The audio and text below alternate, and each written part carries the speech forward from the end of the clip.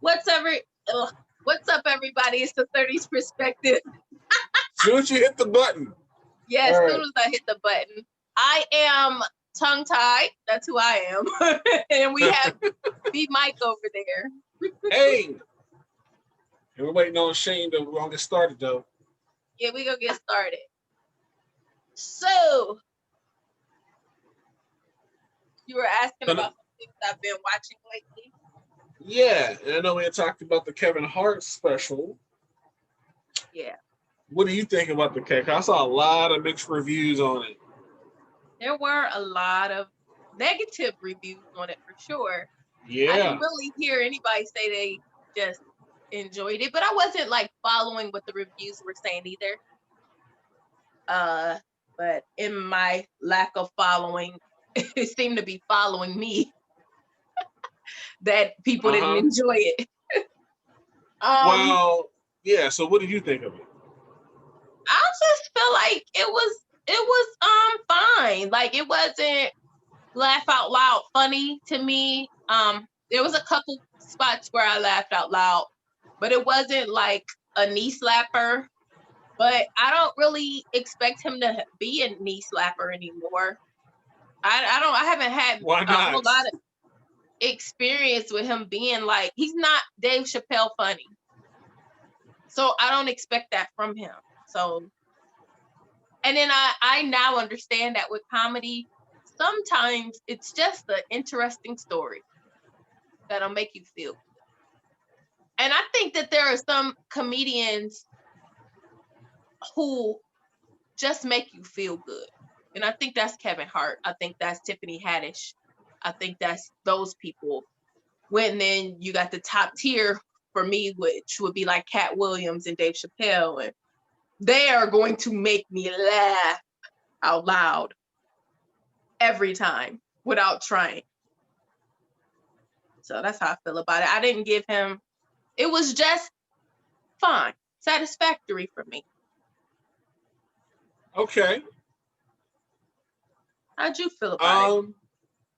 I loved it. I don't know what to tell you. Like I was you know what it was? I think it was just I connected with all the material, like the whole being a father thing and the house and all this. Like I connected with it, and I was like right here with him, and I just was laughing the whole time. So your daughter's a hoe too?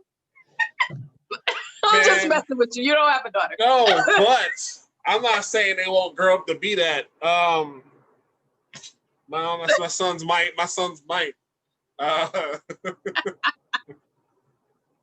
My youngest one is already like, flirting with the ladies. He's only 6.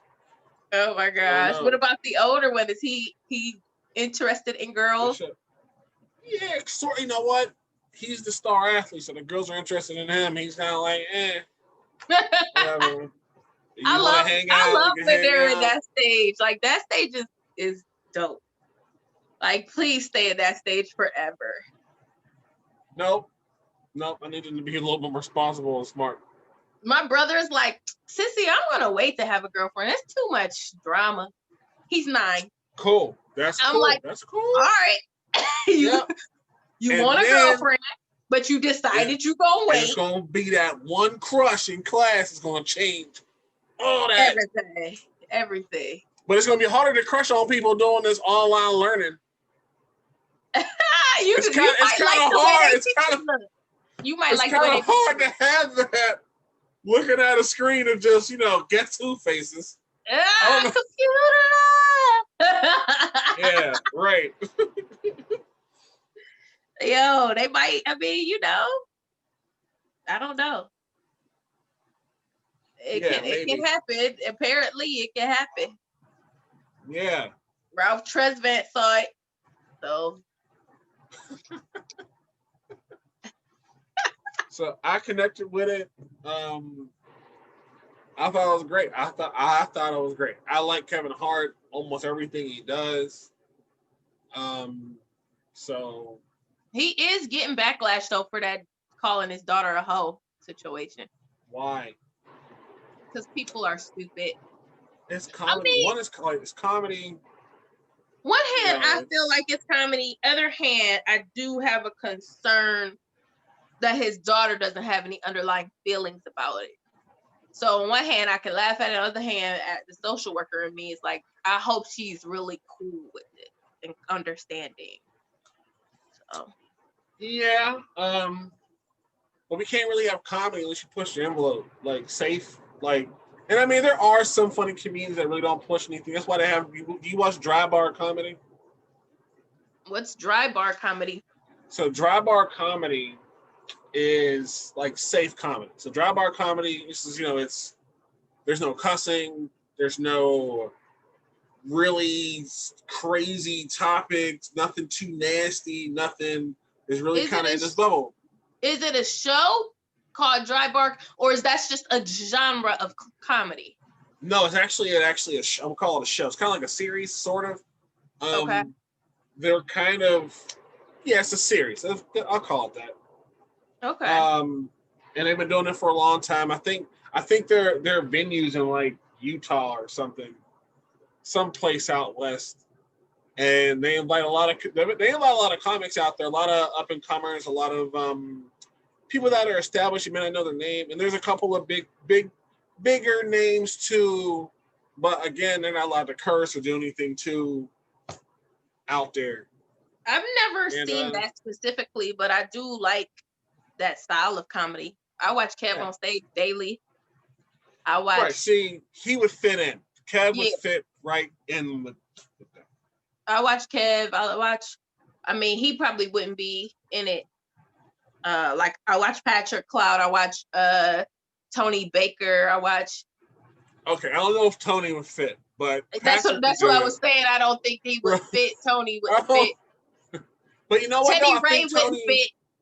No, he wouldn't. I think Tony's creative enough to come up with a set for that. But yeah, his normal set will be. I love Tony's set. I love how creative he is and his approach to comedy, because he just takes the most random, minute things and makes it funny.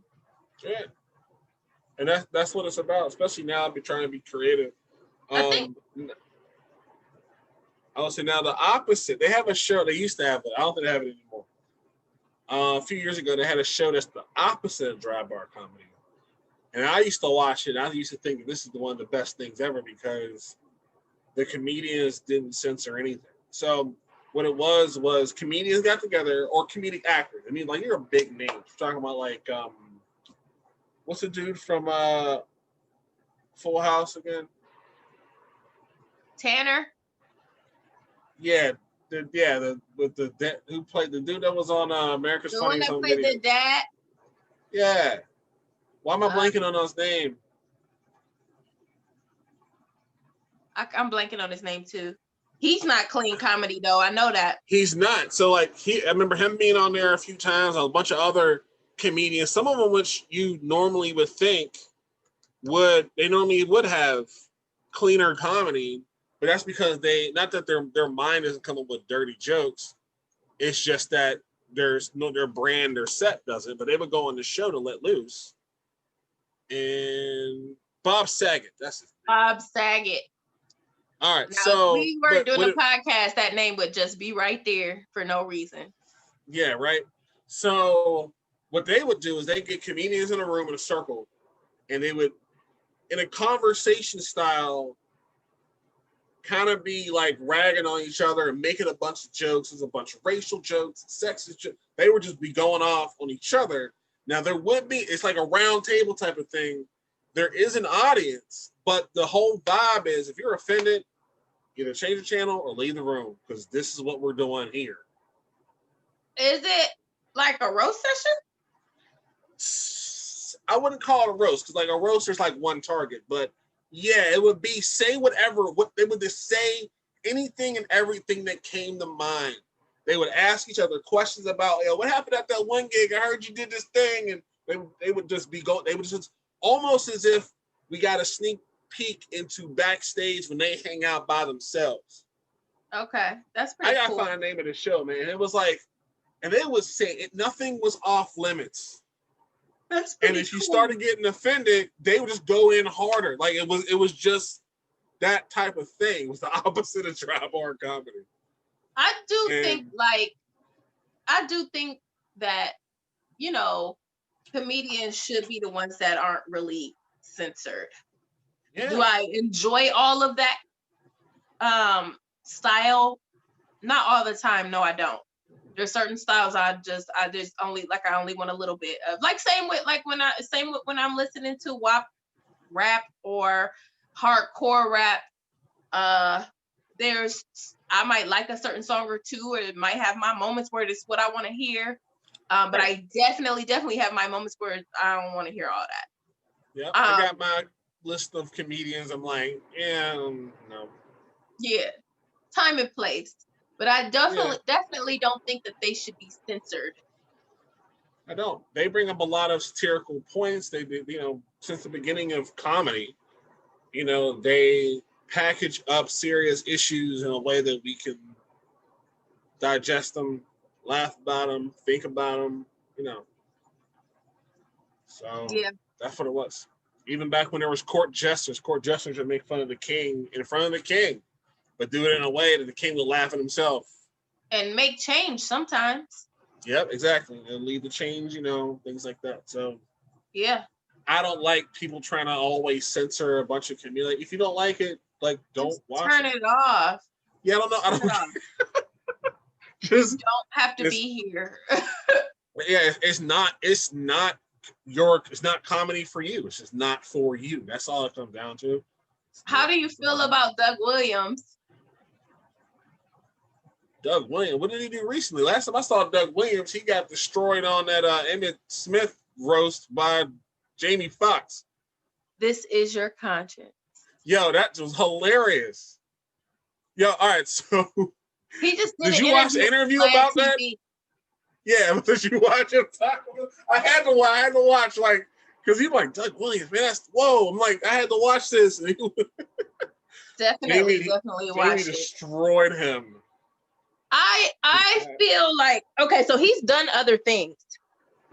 Yeah, he has. He's Because I know the definitely face. done other things, and I hate that because he did talk about how that was kind of like career suicide for him in some Oh ways. yeah, And so I that hate, killed his. Yep. yeah, I hate the idea of that. Um, and I do agree with him that it's definitely career suicide because Jamie was very hot at that time too. Yeah. And from what Doug said, he had just finished working the crowd. So the crowd was already like team Jamie. Right, and Jamie made sure they never turned his mic off. Right, and they said like that they don't typically do that. Right, Yeah. right, because everybody else's mic was off when they weren't talking. I believe that. And so I think he definitely came at him on some competitive type stuff. Well, all right, so I watched the interview with Doug, and I also watched the one with Jamie talking about it. And Jamie said Doug came in a little bit disrespectful as well when he came into the show. So Jamie just Do you believe that though? popped him back there. I don't know. I don't know because I don't know what if Doug had a bit of a ego thing where like I'm just as good as y'all or I'm better than whoever. Because like I watched the entire special. It's available on YouTube of the Emmett Smith roast, right? And so they got a couple coaches, couple players, because but they had like Guy Torrey and Monique and Joe Torrey and all these comedians that have established careers. And then like Doug Williams like popped up. He's like there. He's the only one who didn't have an established career. Out of all the comedians there, yes. He's the only one that didn't really have an established career at that time, other than in comedy. Because I can't count like the football player and the coach. Like it's not their thing, but they were there trying to do a little bit of whatever, tell a story, tell a joke, whatever. But from the comedians up there, yeah, because Jeff Ross was there, the roast master. Mm-hmm. Jeff Ross was there, like established people, because Monique had just started growing at that time too. She was bigger, and And like I said, Guy Torrey and Joe Torrey are already big at this point, and Doug just came in. Yeah, that didn't go so well. But I don't know who did what. So horrible for him. I really did. Like, it was funny. It was definitely funny. But it was also cringeworthy. Of course it was, because his jokes weren't flying. And Jamie was making fun of the fact at that time that the jokes were bombing. It was hard. So wrong. Maybe I should say something nice and wrap it up. Yeah, so right, but so very wrong. It, like, after watching it again, I was like, oh no, this ain't cool. Do you have any jokes for Emmett Smith tonight? Man. I'm your cousin. And it's like, if he was being arrogant, maybe it wasn't from an arrogant place. Maybe it was really just trying to fit in with the crew, trying to make sure that you're not looked at as the oddball, the rookie. You want to make sure you're established.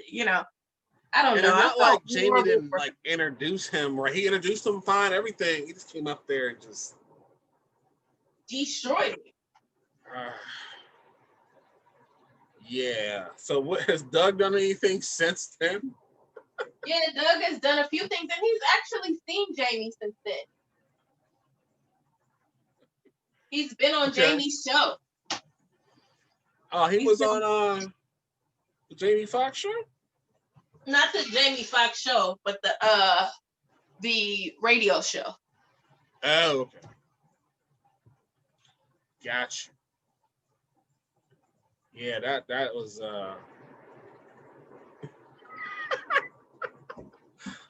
And what's worse is all the comedians up there were just laughing along with it.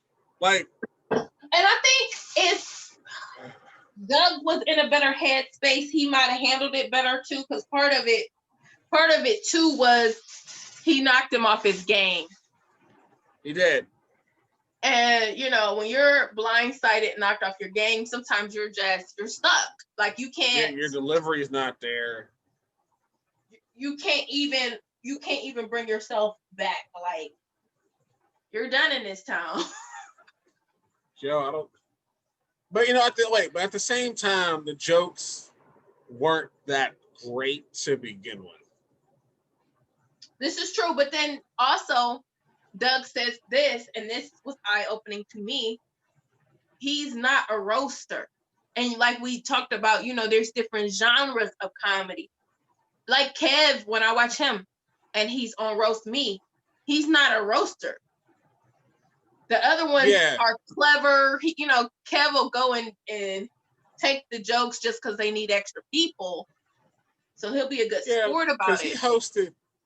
Which one did he host? He hosted one of the roasts. It wasn't was Justin Bieber's? Or maybe it was John Stamos. One of those roasts on Comedy Central he hosted. Who? Kevin Hart. Oh, Kevin Hart. Who'd you say? Hart? I said Kev on stage. Kev on stage. Okay, I think you said Kevin Hart. Okay, Kev on stage. But Kevin Hart ain't no real roaster either, is he? He's not bad. He's not the best, but he can do it. He can do it. Because what he'll do is all energy. His is all energy. But what wait, he'll do, hold on. He'll be like this. He'll be like, He'll be sitting there. But is that what we doing?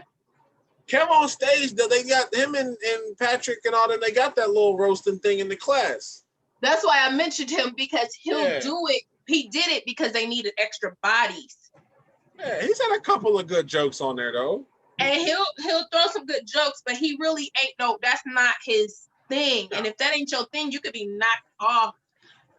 Just like, singing competition. If you are a belter and somebody sings like Aaliyah, you might be knocked off. You might be knocked off your game. That definitely happens. Of the excitement of people. Or if you like to hit high notes, people act stupid with high notes. Of course. If you in the roof top and other niggas is in the basement, you might get a little more shine just because of people But yeah, so when you're not that kind of a comedian, Right.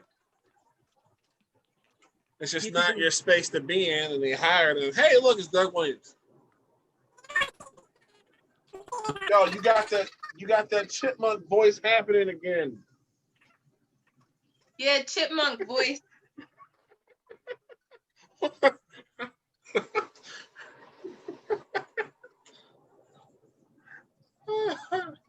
Sorry, I kept him off the show for hours. I didn't know though, because I went far away. Last yeah. week.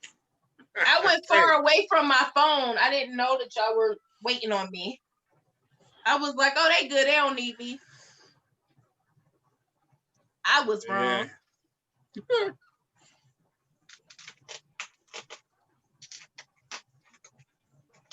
So, yeah, I mean, you know what I would like? I wouldn't mind though, honestly. I wouldn't mind doing a comedy sketch one day. So go ahead with a couple improvs. Sketch, but like a set. Okay. I mean, but you can always try and hit some of the improv once this COVID's over. Go to some of those improv things. They got like improv nights, almost like Whose Line Is It Anyway? Do you like Whose Line Is It Anyway? The show. I think it's really cool, and my homegirl Brittany did an improv show. That's what's up. Time, and I went to that, and that was excellent. And I really want to go and do it, but it was quite expensive. But it's not something that I want to do right now.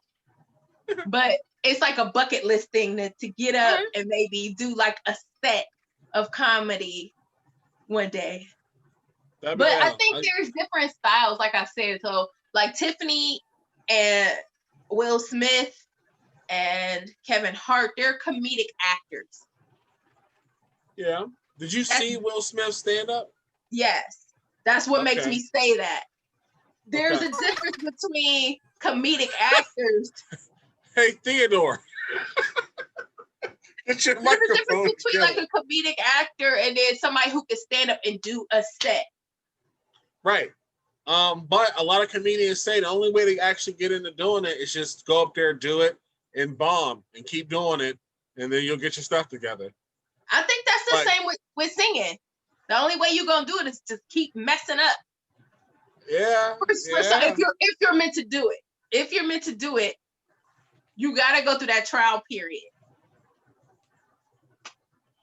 Better. See, my thing is though, normally my comedy is in reaction to something that someone has said. So I'll bounce something back that's funny. I don't know if I can formulate a whole. Now, I will say this though, when I had to do my best friend, one of the best man at his wedding, I did come up with I guess I call it for a whole like 10-minute set though. I had people laughing a lot. Could you do like a 5-minute set at a comedy show? Maybe. I think probably. I'm with like you, like I'm pretty good at bouncing off of other people, but then I tell pretty funny stories too about my crazy life. So that's what I have to do. I have to tell some unbelievable stories. Yeah, like I think I could get through 5 minutes. 5 minutes. I don't know. Bucket list. Yeah, go up and do a set. Shane, did you is your sound working? I think so. Yeah, there we go. All right. Next time I'll just do the whole thing in chipmunk voice. Yeah. Did you watch the Kevin Hart comedy special? I did not. Netflix. Okay. Well, that's been a controversial thing lately. And I think he'll connect with it like I did. I didn't dislike it. It was nice. It was something to do while I was at home cleaning. He might have changed up his style ever since he got rejected from hosting the Oscars. Well, his style changed. Well, basically the audience is. I think what changed a part of it was he hosted it in his house with like people he knew. It wasn't like a stadium. It wasn't a big theater. It was at his house, and he had maybe 50 people in the room. You know, all wearing masks and chilling out. And he kept on making that a joke. Like, you know what? Fuck it. I'm safe. I'm in my own house. I say what I want. And like, he would just. Wait, so you're saying like you think he was holding back because it was people in his house, or no, I think his style wasn't so much His style geared was to public being approval. polished for a big, huge stadium of people. It was I more think raw, intimate. more it was definitely more intimate, so more raw type of comedy for him. You know, less polished situation. You know, just I think his style has always been something of public approval, because I did listen to an interview he had where he was talking about how he was mentored, that he has to be able to relate to a much broader audience instead of just black people, which kind of makes sense. that's where the money's at. It definitely makes sense from a business standpoint, but you know, but there's another level of being universally funny, which I don't think he hasn't got there yet. Who do you feel is a universally funny comedian? Let's see. I mean, if you look at like all the classic greats that are black, they appeal to everybody. Richard Pryor, you know, Well, Eddie Murphy. It's like yeah. they But, can all right, so like Bill Cosby, Eddie Murphy, without like without sacrificing their own standards. You know what I mean? yeah. Like today, I don't think Richard Pryor would give in and having to wear a dress unless he did at some point in time, and I didn't hear about it. No, You know what I mean? I mean, there are not that I'm comics aware of. out there that they have a line where they won't cross, where there's a lot of black comedians that they felt like they had to kind of emasculate themselves to maintain their career. You know what I mean? And Yeah. censor themselves in ways that they couldn't figure out how to get around. no, I think you But make I mean, the when you say- example with that's like Flip Wilson. Remember Flip Wilson show? To be honest, I don't think I've seen that show. Oh, I mean, it was in the 70s, man. You don't know Flip Wilson? It was in the 70s, man. I mean, I heard of And Flip like- Wilson, I just never seen the show.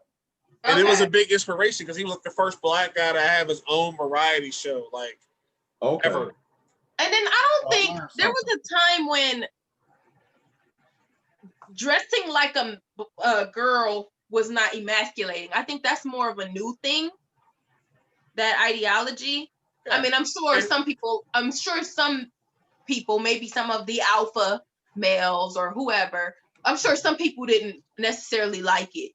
But more recently, it's a thing of, emasculating men. When there was a time when it was just a trend, it was part of the culture, it was funny. It was just funny. Yeah. It Yeah, wasn't nothing. It was just to it. funny, but I've also heard black comedians talk about how that pretty much set the tone of your career from that point. Yeah, I I hear a lot can of people see like Paul Mooney saying that shit. I know. Mm-hmm. Paul Mooney says that stuff all the time. But then again, Paul You know Mooney what's didn't funny really though, that make he's it that saying far. it. With I the mean, rumors Patrice that's O'Neil going never about him. About Paul Did Mooney? you? No, Yeah. I said Patrice ONeil never put on a dress, and he was another one that was universally funny. Who? Patrice ONeil. Yeah, he was. All right, so you know what though? Patrice ONeil he's more like the comics comic. I hear comedians talk more about him than other people mentioning him on this great list. Yeah. Comics, they love Patrice ONeil. I think he's awesome. But when you make up the list of like 20, people don't even mention him, man. He's underrated. He was a comics comic. Mm-hmm. Just like as Sherelle knows, we have people that are the musicians band, and musicians we love this band. We Rochelle love this singer. Farrell. Right. We Tim love Burrell. them.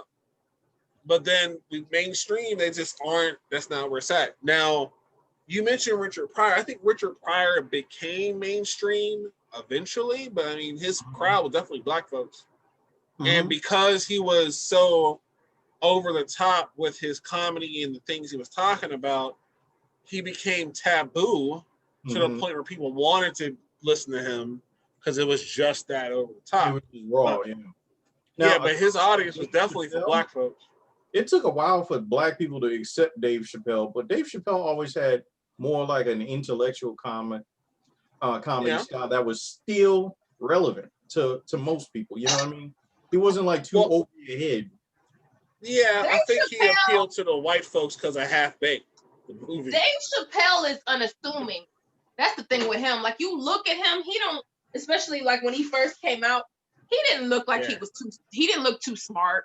He didn't look like he was gonna give you anything that you could take with you for your life. And then he'll do poop jokes, fart jokes, just to kind of like water it down just a little bit. Put a little spoonful of sugar in your medicine. I guess that's the best. Now he don't even have to tell jokes. He'll sit you down like a uncle and educate you, and you'll still pay money to see it. Right. But when he first came out, he was very unassuming. You didn't even think he had that in him. Mm-hmm. Did y'all watch his interview with David Letterman this past season? Yep. Yeah. I got to see that. So what Dave Chappelle's been, he did it in his hometown. He been throwing comedy shows all year, but it's been in Ohio, like on his farm. Ohio. Yeah, no. Farm, no.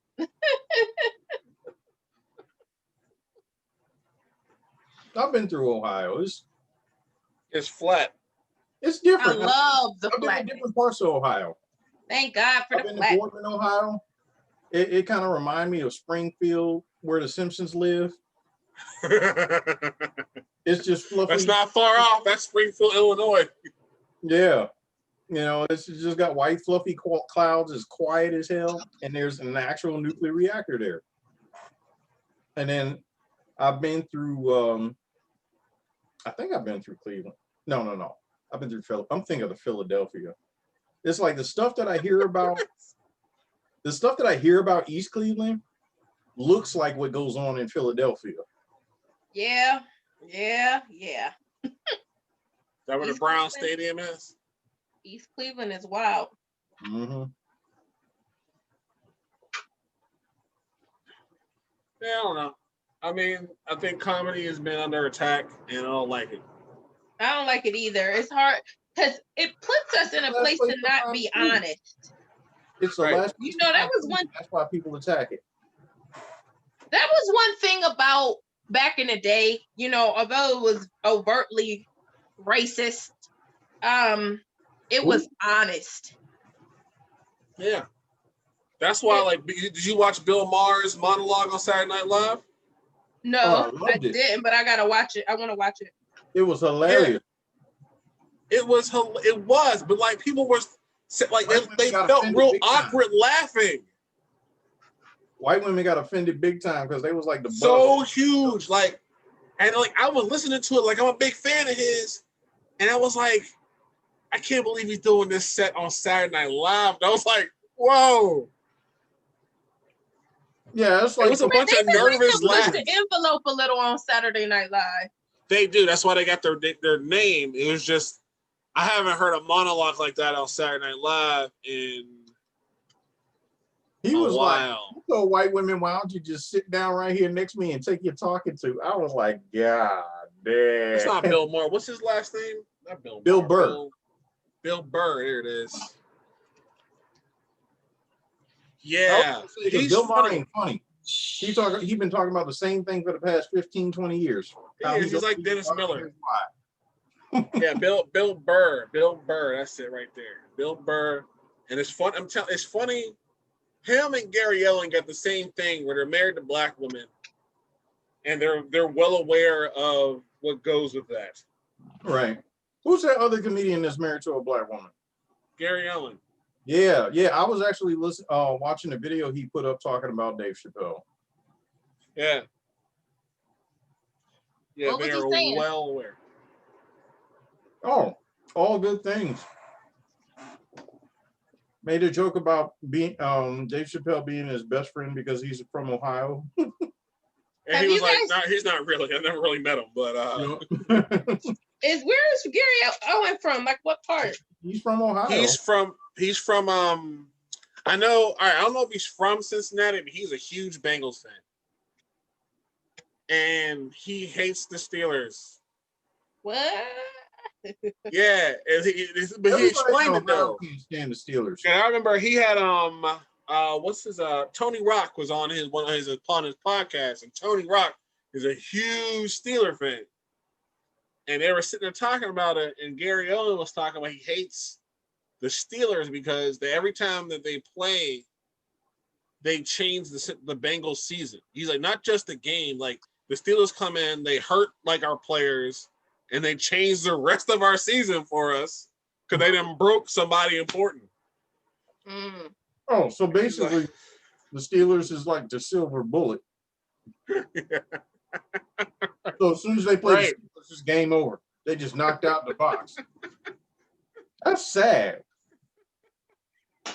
We come in there, we break somebody they need, and then the rest of the season is kind of like crappy.